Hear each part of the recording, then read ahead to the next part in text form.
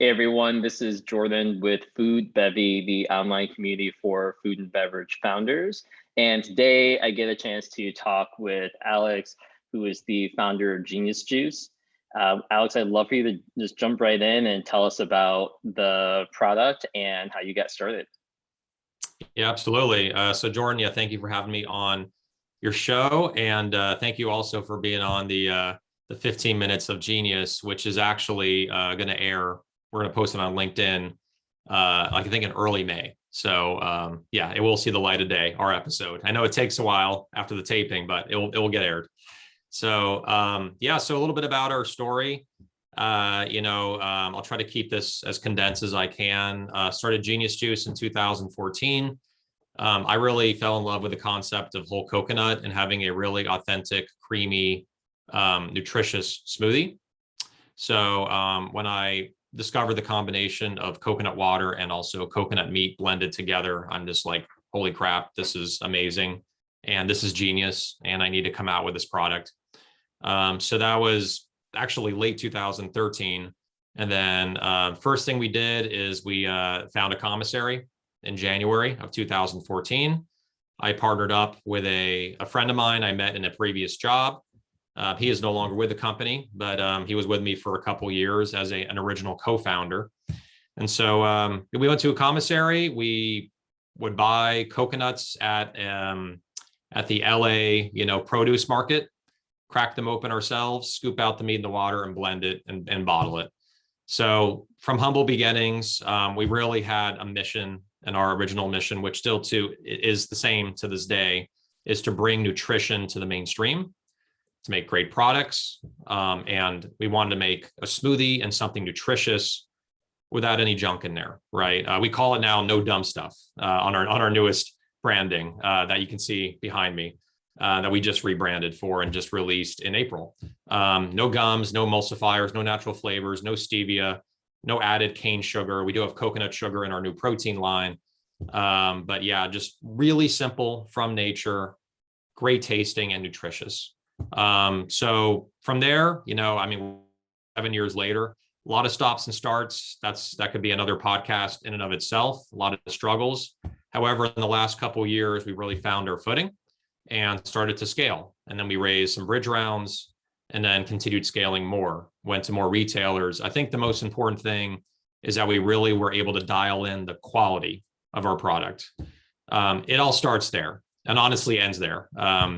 If you don't have a quality product and a great product that you can put on the shelf and feel proud of and really stand behind, you're in the wrong business. The days of putting like a crappy product on the shelf and trying to compete with the big boys is over. You have to have a great quality product with great ingredients. And also it needs to taste pretty good. It doesn't have to taste great, but it has to be decent enough for someone to want to come back and buy it again and again. I was just actually re-listening to your Shark Tank episode, and there was a point where Barbara Cochran was like, I don't invest in beverage, but yours just tastes so damn good. And I think that's where a lot of companies miss in our day and age, where they're doing things that are like super functional or very innovative, but the products just taste like okay. And they just don't, like you said, they have to taste good in order for someone to buy them. Because at the end of the day, like, it's food, it's something that you drink, that you put in your body, it hits your taste buds first of anything else. Exactly. Yeah, you buy with your eyes and then you rebuy with your stomach is kind of a phrase that we have, with our company.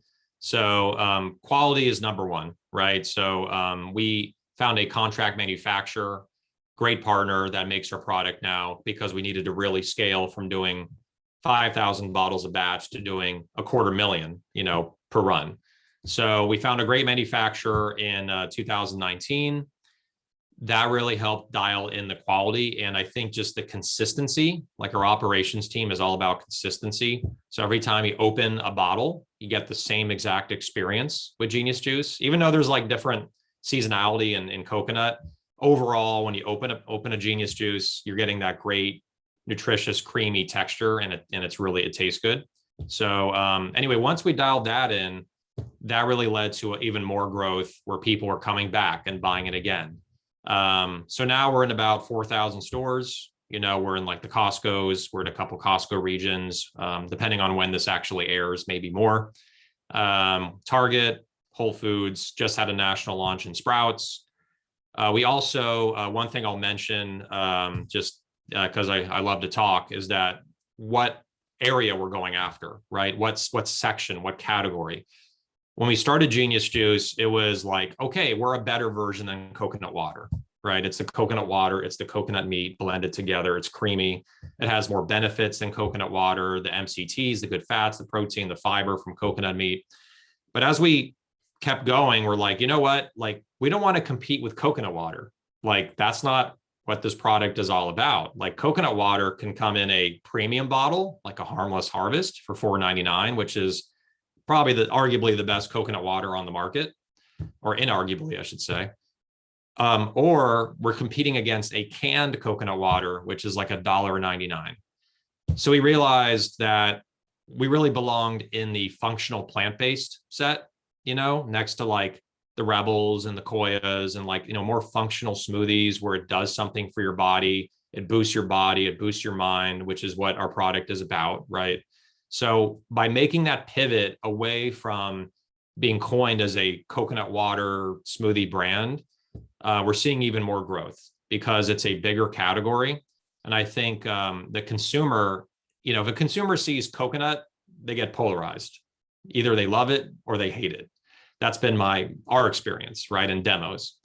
However, if we go after the smoothie category, functional plant-based smoothies, that also uses whole coconut as a base, that's going to get a lot more people in that may not love coconut, but who doesn't like a creamy, delicious mocha smoothie, right? That is good for you and also tastes great. So one thing that's that I mission. see, no, I love that. And one thing I see is like sometimes brands will go after like too large of a market without fully understanding like who their customers are. And so I love that you have this beachhead of like coconut, because everyone kind of at the start understands like what coconut water or coconut smoothie kind of is. And so you're right, they're polarized. Some people love it, some hate it. But then kind of once you start educating people and getting them to understand like what the beverage is, then you can expand to the larger kind of market and larger segment into this functional beverage space. It's interesting too with this, latest packaging. I see, coconut is actually minimized kind of on the packaging, where you're really kind of going after the functional set and the fact that it's a smoothie and coconut's just the supporting ingredient, it looks like. Yeah, I mean, it's at some point in the company's life, there's a defining moment where you know that you need to take some kind of a leap. You have to take a chance, right? That's what being an entrepreneur is all about. It's it's like looking at, like back when we used to go to offices, those inspirational messages on the wall. There's like, this ship is in the harbor where it's nice and safe, but it's built to go out to sea, like that kind of stuff. Yeah. And so we had the same, we're like, okay, we had the realization that if we want to get into a market where there's enough people there that they don't have to love or hate coconut, they just want a nutritious smoothie, we want to go after that market. And also it's a growing segment. Coconut in and of itself, coconut water category, even though it grew during the pandemic because of like hydration, electrolytes, overall in the last 4 or 5 years, it's been on a downward trend. It's still growing, but it's not growing as fast as it was like in 2012, 13, 14, 15 because of competition. And consumer habits are changing where they're looking for more functionality. Like, what is it doing for me? How does it make me feel? Not just an energy drink, but more than that, body and mind, more holistic. So we knew that we needed to pivot to a bigger category. However, it's important we don't alienate the people that already love our product. So I feel that our branding was done in a way to like retain the customers that we have. So they understand what it is. They still know the product. It's the same product. Nothing has changed, but also grab a whole new segment of people that are in the stores. So that was our goal. I love that. One reason I want to talk with you is because a lot of founders envision the process of like scaling their company and growing to like a 10 million, 50 million, $100 million brand without fully understanding what it takes to get there. And I feel like you are going through this acceleration path right now where you're growing quickly, you're expanding, and that comes with lots of opportunities. It also comes with a lot of growing pains. And so, talk about what opportunities you've been able to take on in the past, like even couple of months, and what are the growing pains that have come along with it? Yeah, it's been a lot of growing pains as we like talked about offline. I mean, the biggest opportunities is that we had a national retailer give us an exclusive, which is the first time that's ever happened in the history of our company. So Sprouts, for those that are not avidly on LinkedIn or go to Sprouts, it's hard to escape any of my posts if you're on LinkedIn. So I'm trying to get more marketing on there going, and I think it's working. That we did a national launch in Sprouts. They brought in the exclusives, and that was our first major foray into not being known as a coconut brand, but as a functional plant-based brand. And so we came out with a plant-based protein line, which is not behind me, but it's vanilla chocolate. It has plant-based protein. It has lion's mane. It has reishi. It has maca for mental and physical boost. It also tastes really good. Like I'm really proud of the formulation and how it came out great. So it's nutritious and delicious. So getting that opportunity, I think, was huge because it put us in a new category and also allowed us to have a nationwide launch for really big visibility. And then I think the other big opportunity besides, we had a lot of mass market opportunities still to this day, like Target, Albertsons, new Albertsons divisions. But I think a larger opportunity we've gotten is Costco. So that Costco is interesting because like simple is better, simple packaging, easy to understand. And so we decided just to launch our original in Costco and to do a 4-pack. And so we did our original, which is just coconut. And we started in LA. And then the buyer saw doing so well, she expanded us to Hawaii. And then we just got into Texas. And then in the next month or so, we're launching in a prominent region on the other side of the country. I can't say which region yet, but it's going to be somewhere east of Texas. So I can say that much. So it's been exciting because it's the real like huge foray into the mainstream mass market. People that religiously buy juice, they buy coconut water. Are they going to understand this product? Are they going to see value? And are they going to take it off the shelf? And the volume with Costco is, enormous. Like in one day, you can move more in one warehouse than you move in a month at an average store. So, if you have a great product that resonates with the consumer there, then, you're off to the races and you can scale your brand to like 20 million, 30 million, 40 million, just with one account. Besides all the other great retail partnerships we have. So I think the one thing I'll mention is the Costco consumer. One thing I've learned is they're incredibly sharp, and they're not like, people looking for, there's people looking for deals there, but these are like middle to upper income consumers that have families, that have full-time positions. The average amount that someone spends, like a cart size or a cart checkout size, is like $180 on average at Costco. So when we're selling a 4-pack for $11.99 and the average consumer there is spending $180, it's not really a make or break type of purchase for them. And people at Costco are they're very adventurous. They want to try new things. They want to throw it in their cart, see how it tastes. There's new items all the time rotating into Costco. So I think that by having a fresh new item that no one's ever seen before in Costco, like the whole coconut and like a real high quality premium smoothie, I think it brought in a lot of new consumers that had no idea what Genius was until it hit the shelf there. So it's been a great opportunity, and we're still growing with them, which is great. Yeah, I absolutely love that. Also, as you mentioned, you went from doing like 5,000 bottle production runs to 250,000 bottle production runs. And so there's a lot of like growing pains that come from that side, right? Just like scaling your operations and making sure that everything's buttoned up, because there's a lot less room for error, I imagine. Yeah, I mean, it's a huge point you're making where there's no room for error.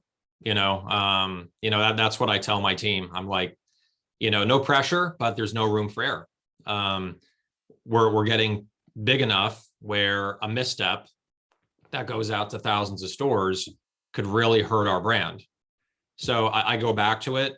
the one thing I emphasize, like in every single meeting for operations, is like quality, quality, quality, just like whether it's getting the product there on time, getting it chilled, make sure it's at the right temperature, make sure it's packed correctly. Do the labels look good on the product? Is the product itself the way it should be, formulation wise? There's so many different moving pieces in operations. And so as we have scaled, we've discovered that, to put a process in place to have consistency and quality across the board is really important, and like not flying by the seat of our pants. It's having processes, procedures from the start. So when we execute on it, whether we're doing 100,000 bottles for Costco or 50,000 bottles for Sprouts or 1,000,000 bottles, it's going to be the same consistency and the same procedures, which makes our operations much more scalable, right? Just more scalable. And that's the way that we're thinking now is, what do we need to put in place so that if we double overnight, we're not going to panic, we're not going to panic. And part of that is raising money, which is a whole other thing we can talk about with crowdfunding that we're doing. But yeah, that's really our mentality, procedure, and process to make sure we can scale without any interruptions. Alex, love everything that you're doing with the business. I feel like we need to have like a 5-hour conversation one day. Maybe we'll do like a LinkedIn Live or something, and to really LinkedIn Live, like marathon. Yeah, I love that. Alex, thanks so much for being on today. Love everything that you're doing, and best of luck this year. Thank you, Jordan. Thanks for having me on.